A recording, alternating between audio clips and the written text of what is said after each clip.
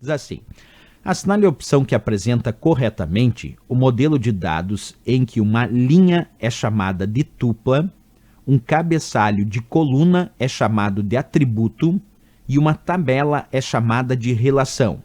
Letra A, modelo de dados XML. Letra B, modelo relacional de dados. Letra C, modelo de dados em rede. Letra D, modelo de dados hierárquico. E a letra E, modelo de dados híbrido de registro integrado. Bem, pessoal, quando ele cita especificamente aqui que uma linha é chamada de tupla e ainda fala que o cabeçalho de uma coluna é chamado de atributo e a tabela é chamada de relação, isso nós encontramos no que chamamos de banco de dados relacional ou modelo de dados relacional. No modelo de dados ou no banco de dados relacional, nós temos as tabelas e as tabelas são consideradas entidades ou relação. Nesse caso, então, eu tenho a tabela clientes, a tabela cursos e a tabela matrículas.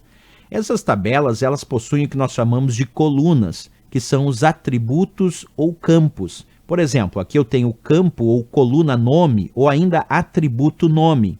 Depois aqui eu tenho o atributo, a coluna, o campo e-mail, o atributo, a coluna ou campo cidade, o atributo, a coluna ou campo estado, o atributo, a coluna ou campo telefone. Então os campos podem ser conhecidos também como atributos ou colunas.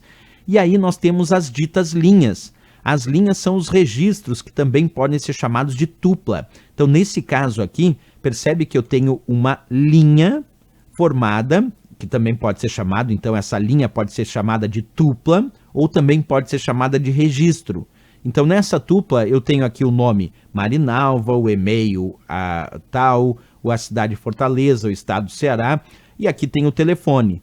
E o que nós temos dentro de uma tupla, dentro de uma linha ou registro? Nós temos os dados. E aí cada elemento que compõe aqui esta linha são os dados individuais. Por exemplo, Marinalva é um dado desta tupla, desta linha, desse registro. Então, quando nós temos termos como tupla, colunas, campos, atributos, tabelas, entidades, relação, isso nós chamamos de banco de dados relacional, certo? Por isso que, voltando na questão, ele citou exatamente esses termos, ó. Linha é chamada de tupla, perfeito. Cabeçalho de coluna é chamada de atributo, exatamente. O cabeçalho de uma coluna é um atributo e a tabela é a relação. Isso é chamado, então, de modelo relacional de dados ou banco de dados relacional, como descreve corretamente ali a nossa letra B de Brasil, sem dúvida nenhuma. Mas uma questão interessante porque nos dá um olhar mais técnico sobre as nomenclaturas usadas em um modelo relacional de dados.